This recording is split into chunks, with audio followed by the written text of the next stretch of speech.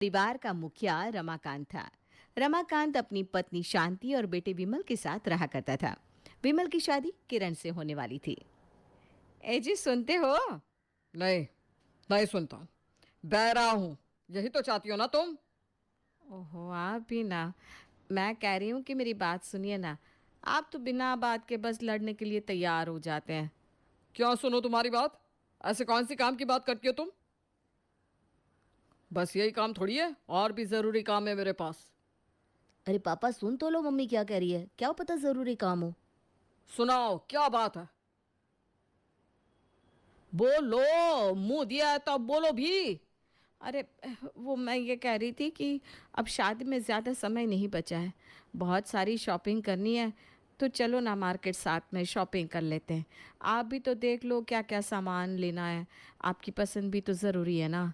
ले सुन ले अपनी माँ की काम की बात। शांति, तुम्हारा दिमाग खराब है क्या? मैं शादी की शॉपिंग करने जाऊंगा? मैं औरत दिख रहा हूं क्या तुम्हें? कुछ तो सोच समझ कर बोला करो, या फिर बोलने से ही मतलब है? अरे पर क्या पर? अपने पति को सबके सामने बेइज्जत करना चाहती हो? देखो, मेरा पति औरतों की तरह दुल्हन के गहने और कपड़ा लत्ता लेने जाता है। मेरा पति औरतों वाले काम करता है। तेरी तो पता नहीं, लेकिन मेरी तो इज्जत है इस समाज में। मैं ये सब काम नहीं करने वाला। अरे, शॉपिंग करने से कौन सी इज्जत कम हो जाती है भला? हाँ, हो जाती है इज्जत कम। कान खोल कर सुन लो, मुझसे नहीं होंगे ये औरतों वाले काम। जाओ अकेले शॉपिंग करने, मेरा दिमाग मत खाओ। इन लुगाइयों को और कुछ काम है नहीं, आदमियों का दिमाग खाने चली आती है। रमाकांत विमल को भी उसके साथ नहीं जाने देता। शांति बेचारी अकेले जाकर पूरी शॉपिंग करके आती है और पूरा दिन शॉपिंग करके वापस घर आती है। तब रमाकांत को शॉपिंग का सामान दिखाती है। मैं आ गई। आइए देख लीजिए क्या क्या लाई हूँ। बेटे की शादी है तो इतनी शॉपिंग करना तो बनता ही है। आखिर अब मैं सास बनने वाली जो हूँ। मर्द का काम होता है पैसे देना, ये सब देखना नहीं। जो लाई हो ठीक है, या औरतों के सामान के बारे में मुझे कुछ पता नहीं। लाओ माँ, मुझे दिखा दो। मेरी शादी है, मैं तो देखूंगा ही। आखिर मेरी माँ इतनी मेहनत जो करी है मेरे लिए। हाँ बेटा, देख ले मैं अपनी होने वाली बहू के लिए क्या लाओ। तो बनता ही है। आखिर अब मैं सास बनने वाली जो हूँ। मर्द का काम होता है पैसे देना, ये सब देखना नहीं। जो लाई हो ठीक है, या औरतों के सामान के बारे में मुझे कुछ पता नहीं। लाओ माँ, मुझे दिखा दो। मेरी शादी है, मैं तो देखूंगा ही। आखिर मेरी माँ इतनी मेहनत जो करी है मेरे लिए। हाँ बेटा, देख ले मैं अपनी होने वाली बहू के लिए क्या क्या लेकर आई हूँ। उम्मीद है उसको सब पसंद आएगा। माँ, आप इतनी मेहनत और प्यार से इतनी शॉपिंग कर रही हो, पसंद तो आएगा ही। विमल, तुम मेरे साथ चलो, इससे ज्यादा जरूरी और भी काम है। अपनी माँ को उसके काम करने दे। हाँ पापा, आप चलो, मैं बस अभी आया। माँ मेरे लिए भी तो शॉपिंग करके आई है। मैं तो अपना सामान देख कर ही आऊँगा। शांति को खुश करने के लिए विमल सारी चीज़ें निकाल कर देखता है और उनकी बहुत तारीफ करता है। कुछ दिन और गुजरते हैं और शादी का समय काफ़ी करीब आ जाता है। रमाकांत के घर मेहमान आने लगते हैं। ए जी, घर में इतने मेहमान आए हुए हैं। मैं तब से बस काम ही किए जा रही हूँ। मेरी थोड़ी मदद कर दीजिए ना। मैं अकेले सब कितना करूँगी। बस कुछ दिन की बात है। उसके बाद तो मेरी बहू आ जाएगी मेरा हाथ बांटने के लिए। अभी के लिए आप थोड़ी सी मदद कर दो ना। तुमने आज से पहले मुझे कभी घर के काम करते देखा है जो अब मैं करूंगा? वो भी इतने मेहमानों के सामने। मेहमान देखेंगे तो क्या कहेंगे कि रमाकांत तो जोरू का गुलाम है। नहीं नहीं, ये सब काम तुम अकेले ही करो। मेरी बात समझने की कोशिश करिए। हमारे घर में और कोई है भी नहीं, मैं किससे कहूँ। विमल की तो शादी है, अब उससे तो काम करवाऊंगी नहीं और अकेले मुझसे ये सारे काम नहीं हो पाएंगे। इतनी औरतें आई है, इनसे बोलो काम करवाए। ये क्या बस चुगलियां करने आई हैं? शादी वाले घर में आई है तो काम तो करना ही पड़ेगा। यहाँ क्या ये सारी औरतें आराम करने आई है? औरतों का एक ही काम है कि वो अपना किचन अच्छे से संभाले। ठीक है, आपको नहीं करना तो रहने दो। मैं मेहमानों से नहीं कहने वाली। आपका क्या ज्ञान देकर चले जाओगे? बाकी सब तो मुझे ही बाद में बोलेंगी कि घर बुलाकर मैंने सभी मेहमानों से काम करवाया। नहीं नहीं नहीं, इससे अच्छा है कि मैं अकेले ही सारे काम कर लूँ। हाँ तो सही है, जो करना है करो। मैं जा रहा हूँ आराम करने। यही बात तुम्हें मैं पहले भी कह रहा था कि तुम अपना काम खुद कर लो। मैं सोने जा रहा हूँ, मुझे परेशान मत करना अब। शादी होते होते शांति थक कर चूर हो जाती है, लेकिन मजबूरन सब उसे ही करना पड़ता है। और वक्त में शादी हो जाती है। शादी के बाद जब दुल्हन घर आती है तो शांति कहती है, कितनी प्यारी बहू लाई हूँ मैं, एकदम चांद का टुकड़ा है, नजर ना लग जाए। आखिर पसंद किसकी है? मैंने ही पसंद किया है ये चांद का टुकड़ा। अच्छा, रिश्ता किसने बताया था? मैं रिश्ता ही ना बताती तो तू पसंद कैसे करता? ठीक है बाबा, आप जीती मैं हारा। आप ही लाई हो अपनी प्यारी बहू, अब तो खुश हो ना आप? शुरू के कुछ दिन तो सही निकल जाते हैं, लेकिन फिर एक दिन जब किरण खाना बनाती है तो वो देखकर विमल कहता है, आहा, खुशबू तो बहुत अच्छी आ रही है। फटाफट परोस दो, फिर खाते हैं। हाँ ये लो, खाकर बताओ कैसा बना है। अरे मैं अचार लाना तो भूल ही गई, ज़रा ले आओ तो अचार। कहाँ रखा है बता दो, मैं अभी ले आता हूँ। तुम बस जल्दी से खाना परोस दो। किचन में फ्रिज के पास रखा है। विमल जाता है और किचन से अचार लेकर आता है, पर उसको ऐसा करते हुए रमाकांत देख लेता है और चिल्लाने लगता है, आज किचन में घुस गए, कल रोटियां भी बनाने लगोगे। यही देखना बाकी है अब इस घर में। इस घर के आदमी अब किचन में ही नजर आएंगे। क्या पापा, आप ये क्या बोल रहे हो? क्या के बच्चे, तुझे इतनी सी बात नहीं पता कि किचन औरतों की जगह है, मर्दों की नहीं? तू यहाँ क्या कर रहा है? तुझे किसने कहा किचन में जाने को? पिताजी वो मैंने। मैं तुमसे बात नहीं कर रहा हूँ, अपने बेटे से कर रहा हूँ। मर्दों के बीच में औरतों को नहीं बोलना चाहिए। घर वालों ने इतनी सी बात भी नहीं सिखाई। आज के बाद बीच में मत बोलना। अब तुम इस घर की बहू हो तो बहू के जैसे रहो। अरे पापा, मैं तो बस अचार लेने गया था। इतनी क्या बड़ी बात हो गई? मुझे भूख लग रही थी तो मैंने किरण को खाना निकालने को कहा, और इसलिए मैं खुद किचन में गया था अचार लेने। मुझे फालतू की बहस नहीं करनी। दोबारा किचन में मत दिख जाना बस, वरना मुझसे बुरा कोई नहीं होगा। किरण अपने ससुर की ऐसी रूढ़िवादी सोच देखकर हैरान थी। उसे यकीन नहीं हो रहा था कि इस जमाने में भी ऐसे लोग होते हैं। बहू, शाम के लिए सब्जी नहीं है, ले आना जाकर। अच्छा माँ जी, आप आराम करिए। किरण तुरंत ही विमल को फ़ोन करके कहती है, सुनते हो, आपसे ना एक काम था। बोलिए मोहतरमा जी। क्या आप ऑफिस से आते वक्त सब्जी ला सकते हैं? मैं ले तो आती, पर घर का काम करते करते बहुत थक गई हूँ। आप ले आएंगे ना? अरे इसमें कौन सी बड़ी बात है, मैं लेता आऊँगा। किरण के कहने के बाद शाम में विमल सब्जी लेकर आता है, लेकिन उसको आते हुए रमाकांत देख लेता है। क्या ले आए बेटा? आलू, मटर, प्याज और हरी मिर्च लाया हूँ। मार्केट में सब्जियों का भाव तो आसमान छू रहा है। वैसे मैं सब ले आया, कुछ और लाना था क्या? हाँ, और चूड़ियां लेकर आए कि नहीं? चूड़ियाँ? चूड़ियाँ क्यों? किरण ने तो ऐसा कुछ भी नहीं बताया। अरे चूड़ियां तुम्हारे पहनने के लिए। अब औरतों वाले सारे काम कर रहे हो तो चूड़ियां तो पहनोगे ना। ऐसे खाली हाथ अच्छे थोड़ी ना लगते हैं। पापा, मैं तो बस। चुप कर। जब देखो तब औरतों वाले काम करने में लगा रहता है। मुझे पहले पता होता कि तुझे इतना शौक है ये सब करने का तो बहू को घर ना लाता, बल्कि तुझे उल्टा जमाई बनाकर भेज देता।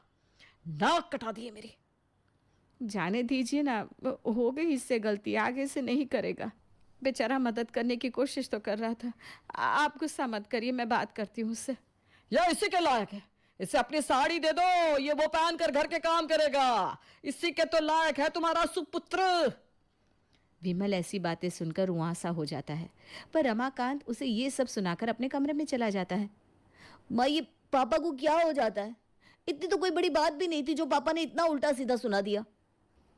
हाँ माँ जी, ये तो बस मेरी मदद के लिए सब्जियां लेकर आए थे। इसमें ऐसा कौन सा पाप हो गया जो पापा जी इतना गुस्सा हो गए? बहू, तुम्हारे ससुर का गुस्सा थोड़ा तेज है, मैं उनसे बात करूंगी, अब तुम दोनों जाओ। अगले ही दिन रमाकांत के पास उसकी बहन के ससुराल से फोन आता है, जिसे सुनकर रमाकांत सभी से कहता है, विमल, तुम्हारी बुआ के घर से फोन आया है। उनका एक्सीडेंट हो गया है। न जाने कैसे हो गया ये सब। अभी तो सब कुछ ठीक था, अचानक ये कैसे हो गया। पता नहीं तेरी बुआ कैसी है। अरे तो चलिए उन्हें देख कर आते हैं, मैं गाड़ी निकालता हूँ, आप जल्दी से आ जाओ। चारों लोग जाकर विमल की बुआ को देख कर आते हैं, जहां उन सभी को पता चलता है कि विमल की बुआ जिंदगी और मौत के बीच झूल रही थी और उनको कभी भी कुछ भी हो सकता है। हे भगवान, मेरी नानद को जल्दी से ठीक कर दे। ये सब अचानक क्या हो गया?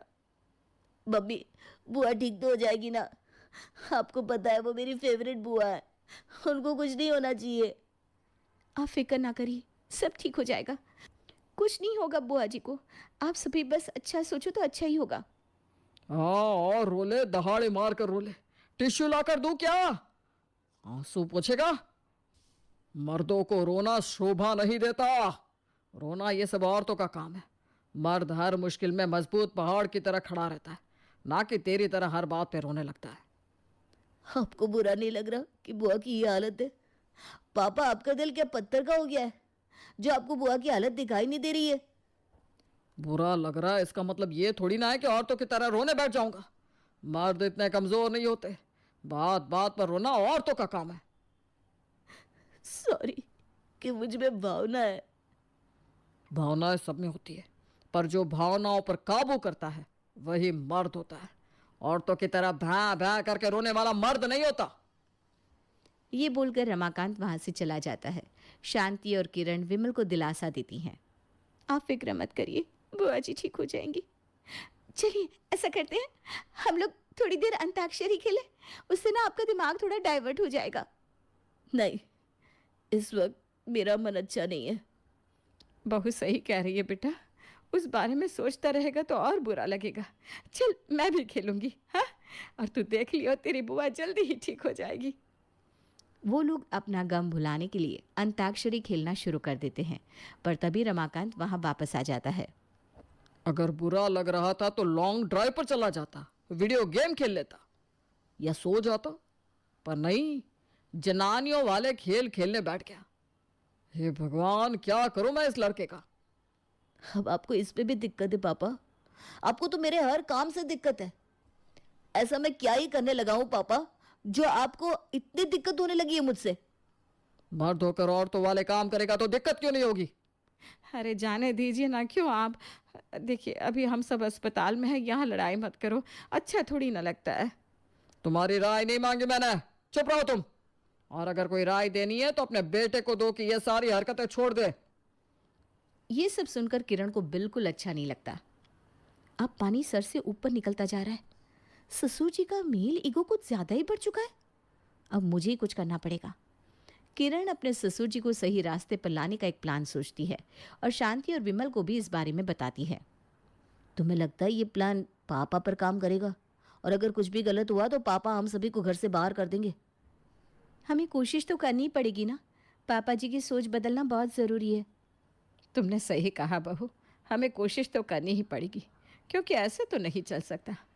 मैंने उनके इस रवैये को बहुत लंबे समय तक बर्दाश्त किया है, पर अब मैं नहीं चाहती कि तुम लोग भी करो। प्लान के मुताबिक किरण प्रेग्नेंट होने का नाटक करती है और अपने मायके चली जाती है।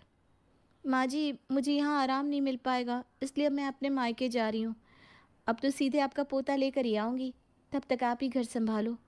ठीक है बेटा, तू जा, मैं तुझसे मिलने आती रहूँगी। अपना ध्यान रखना, हाँ? किरण चली जाती है। उसके जाने के 2 ही दिन बाद शांति बीमार होने का नाटक करने लगती है और बिस्तर में सो जाती है। क्या हो गया तुम्हें शांति, ठीक हो ना? मुझसे बिल्कुल उठा नहीं जा रहा, बहुत घबराहट हो रही है। लगता है मेरे दिन नज़दीक आ गए, भगवान मुझे बुला रहा है। ओहो, तुम बिना ये कैसे बातें कर रही हो? ऐसा कुछ नहीं है, आराम करो, मैं अभी डॉक्टर को बुला कर लाता हूँ। आप मम्मी के पास बैठिए, मैं बुला कर लाता हूँ। विमल डॉक्टर को बुलाकर लाता है, लेकिन उनको रास्ते में सारी बात समझा देता है। इनका हाल तो काफ़ी ख़राब है। मैं कुछ दवाइयाँ दे रहा हूँ, इनको खिला दीजिएगा और बिस्तर से बिल्कुल उठने मत दीजिएगा क्योंकि इन्हें आराम की सख्त ज़रूरत है। कितना आराम डॉक्टर? कम से कम 1 महीना।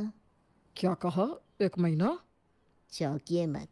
इस 1 महीने में अगर इन्होंने सही से आराम नहीं किया तो आप इनको लेकर अस्पतालों के चक्कर लगाते रहेंगे। अब आपकी मर्जी है कि आप क्या करना चाहते हैं। ठीक है, मैं समझ गया। और इनको बाहर का खाना मत खिलाइएगा वरना इनकी तबीयत और बिगड़ जाएगी। अब घर में कोई काम करने वाला बचा ही नहीं था, तो भला घर का खाना कैसे बनता? बेटा विमल, तुझे चावल बनाना तो आता है ना, तो बना ले। नहीं पापा, अब मैं आपकी बात पूरी तरह से समझ गया हूँ। मर्दों को ये सारे काम नहीं करने चाहिए। अब मैं कोई ऐसा काम नहीं करूँगा पापा। अच्छा, तो कोई खाना बनाने वाली ढूंढ ला। आजकल काम करने वाली कहाँ मिलती है पापा। हमारे पड़ोसी तो खुद कितने महीनों से ढूंढ रहे हैं, उन्हें नहीं मिली तो मुझे कहाँ से मिलेगी। आह, मुझे भूख लग रही है। रमाकांत से शांति की ये हालत देखी नहीं जाती और वो खुद एक किचन में घुस जाता है और इंटरनेट पर वीडियो देखकर दाल बनाने लगता है। शांति और विमल ये देखकर बहुत खुश होते हैं। देख रही हो मम्मी, किरण का प्लान काम कर रहा है। हाँ, उसे भी फोन करके बता दे। 2 दिन गुजर जाते हैं और इन 2 दिनों में रमाकांत शांति की काफ़ी सेवा करता है। अरे शांति बहन, तुम्हारी तबीयत का पता चला तो मैं दौड़ी चली आई। भगवान जल्दी से तुम्हें ठीक कर दे। घर में मेहमानों के आने से रमाकांत बहुत शर्मिंदा होता है क्योंकि उसे लग रहा था कि अब उसकी बेइज्जती होगी। लेकिन तभी एक औरत कहती है, रमाकांत भाई साहब, तुम्हें खाना बनाकर खिला रहे? क्या बात है, तुम तो बड़ी भाग्यशाली हो। भगवान ऐसा पति सबको दे। हाँ बहन, तुमने सही कहा। मुझे तो शांति बहन से जलन हो रही है। हमें रमाकांत भाई से कुछ सीखना चाहिए। रमाकांत तो उनकी बातें सुनकर हैरान होता है। पापा, आप तो कह रहे थे कि औरतों वाले काम करने से बेइज्जती होती है, पर यहाँ तो आपको इज्जत मिल रही है। हाँ, मैं भी हैरान हूँ। मुझे तो समझ में नहीं आ रहा कि हैरानी वाली बात नहीं है पिताजी। मिल बांट कर काम करने वालों को और एक दूसरे की मदद करने वालों को हमेशा समाज में इज्जत ही मिलती है। अरे बहू, तुम यहाँ? बहू आपके बदलने का इंतजार कर रही थी। आप में बदलाव आया तो वो भी आ गई। कैसा बदलाव? यही बदलाव जिसने आज आपको समझाया कि औरतों वाले काम करना इज्जत की बात है, ना कि बेइज्जती की। अरे तुम उठ क्यों रही हो? लेट ही रहो। मैं ठीक हूँ। आपके बदलते ही मेरी तबीयत भी बदल गई। इसी बात पर चाय हो जाए, मैं अभी बना के लाती हूँ। अरे नहीं नहीं, रुको बहू, तुम तो अभी आई हो, बैठो आराम से, मैं बनाता हूँ चाय। क्या? क्या? क्या? अब ऐसा करोगे तो मैं नहीं बनाऊंगा। रमाकांत अब पूरी तरह बदल चुका था और उसके बाद से वो लोग खुशी खुशी रहने लगे।